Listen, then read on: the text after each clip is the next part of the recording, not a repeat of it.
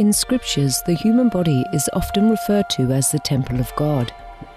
Yet it is quite an uncommon privilege for any soul to attain this sacred abode that houses the divine, as it is truly a blessing to be reborn as a human being. On several occasions, Supreme Master Ching Hai has spoken about the rarity of this phenomenon. To be reincarnated in the human world is hard. You have to have enough human quality. You have to have affinity with the parents, yeah, and with the society, with the people around which you were born. And very difficult. To be a human, you need some merit. You have done something good in the past in order to be able, yeah, to be able to pick a human birth.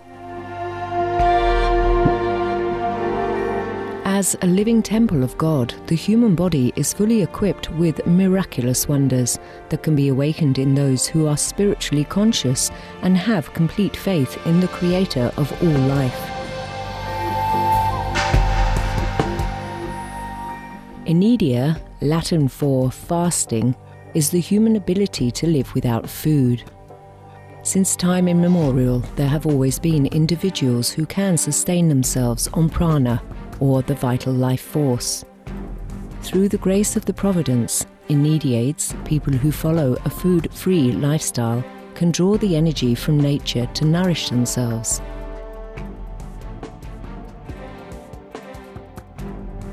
They live on the chi, from the ground, or from the forest, and from the sun and from the air.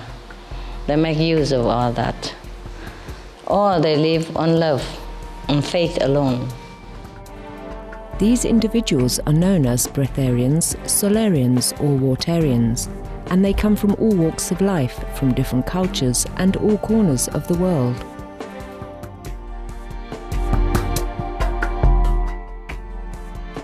Indeed, the possibilities and miracles in this life as our benevolent Creator has designed for us are endless. We only need to connect within to recognize our abounding largesse as God's children. Supreme Master Ching Hai has lovingly recommended a weekly series on Supreme Master Television to introduce those individuals of the past and present who have chosen to live food-free on earth. May their spiritual stories enthrall you, may hearts be opened and horizons be expanded.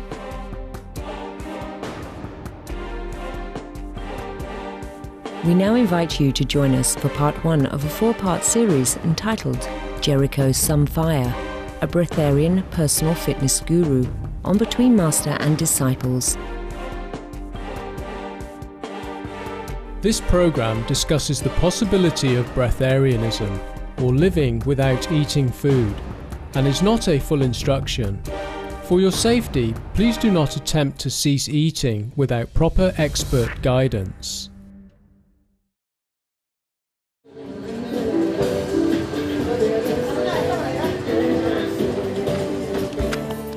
Hello and welcome, wonderful viewers, to today's episode Between Master and Disciples. Breatharians, Watarians, Solarians, people who do not need food to survive, have always existed in human history. In the past few months, we have been introduced to some of these remarkable individuals.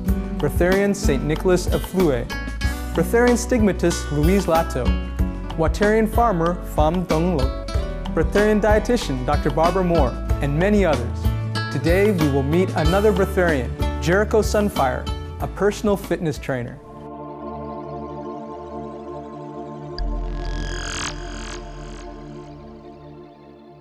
Jericho Sunfire is a former professional rugby player who played for the Oldham Rugby League Football Club and London Crusaders in Great Britain. After years of being a fruitarian, liquidarian, and watarian, he gravitated toward breatharianism. He explains that being food-free helps us to develop and discover our inner self. Can you tell us why being a breatharian is so important to you? The fact that I'm a breatharian simply is that it's all about developing your human potential and your intuitive self. So can you tell us a little bit about human potential?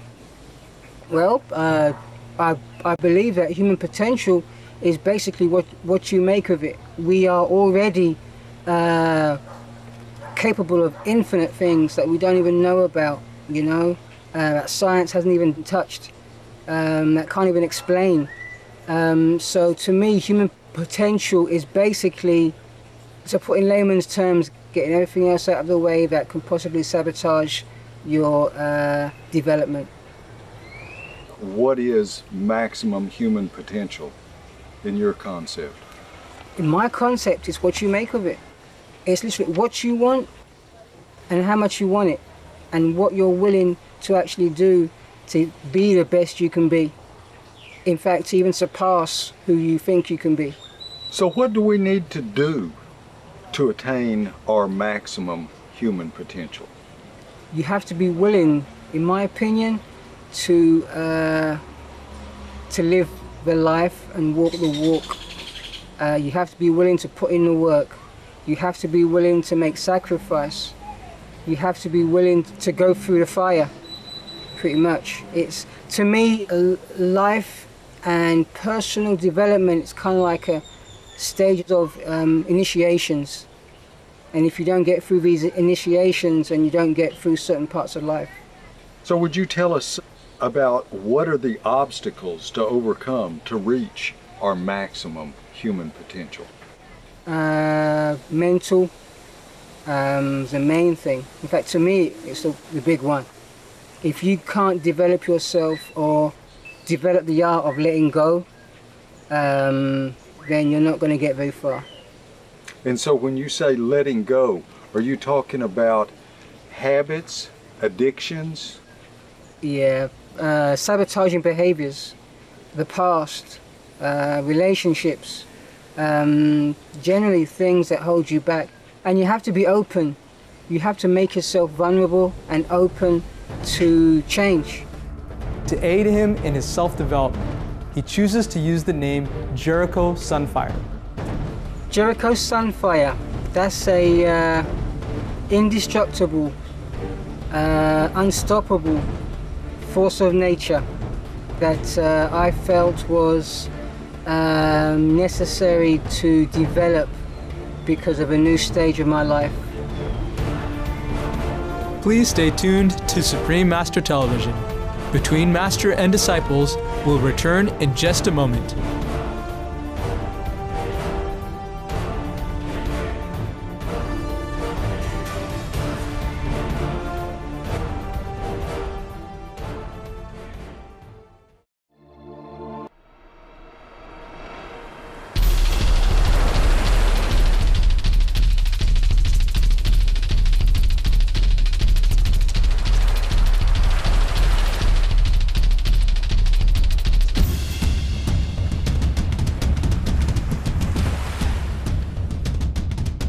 Welcome back to today's Between Master and Disciples.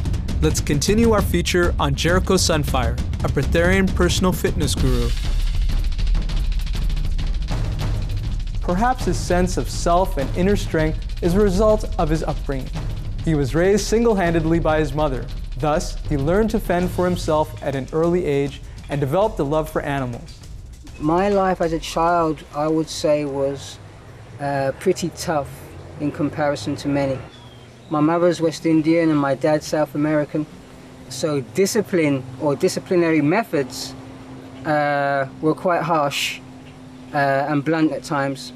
And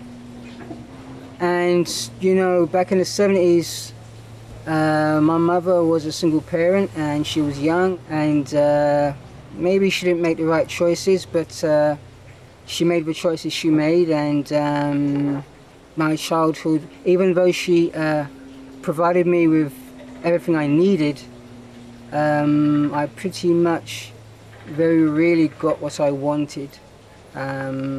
Maybe in the love and the attention areas. So I had to kind of fend for myself. I was very much a loner as a child, and I kept myself to myself. I was very sensitive, extremely sensitive. I loved everything to the bone. He was a good student in school and was recognized as an outstanding athlete. So tell us about your involvement in school. How were things in school for you? Fantastic. I was a busybody at school. I was like a nerd, one of the class nerds. One of the things that my mother always did is that she always got me the books that I wanted. And I can tell you, I had pretty much every bird book, star book, fish, anything to do with nature. I had a book on it. And I would actually read it, and I knew quite a bit. So for me, school was a very enjoyable time, academically. So as you got a bit older, as you were a teenager and a young adult, tell us about your involvement in sports. Man, sports were big. Since, I would even say nursery school, I could always run. I was always the winner in the sprints on school sports days. In primary school, I shone. And primary school is where I really stood out. Sprinting was my speciality. I would win a lot of medals on sports days, a lot of trophies, etc. Get a lot of attention, accolades. It was so much fun, you know, just running against your friends, and that whole vibration of sprinting as fast as you can, that whole wind in your hair, your fleet of foot, you know. It was like being in another world for me.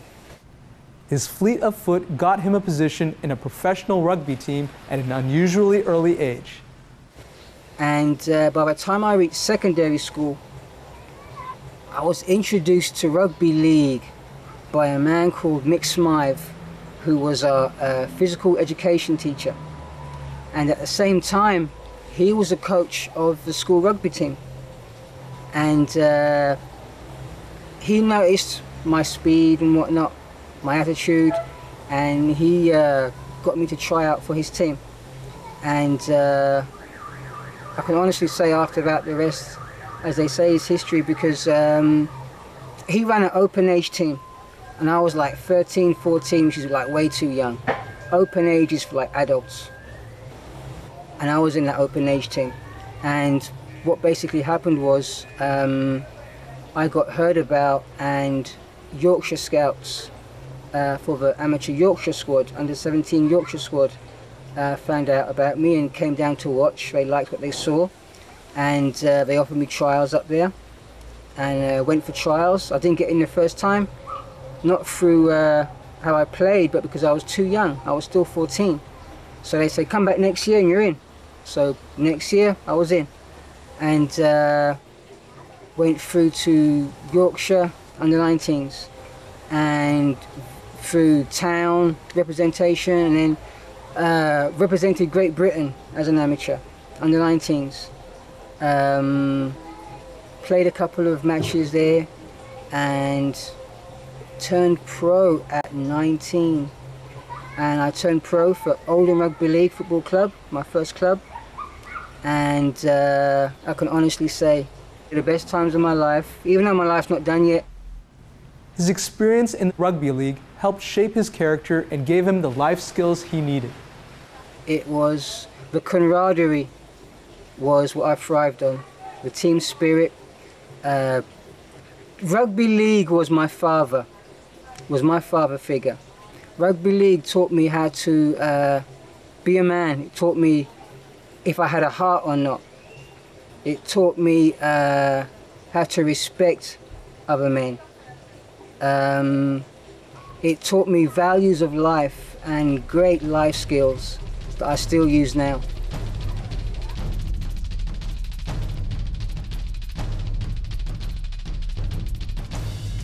Thank you, cherished viewers, for being with us today for Between Master and Disciples. Join us again next week for the continuation of our 4-part series, Jericho Sunfire, a Breatharian personal fitness guru. And now, please stay tuned to Supreme Master Television for Good People, Good Works, coming up after noteworthy news. Farewell for now, and God bless.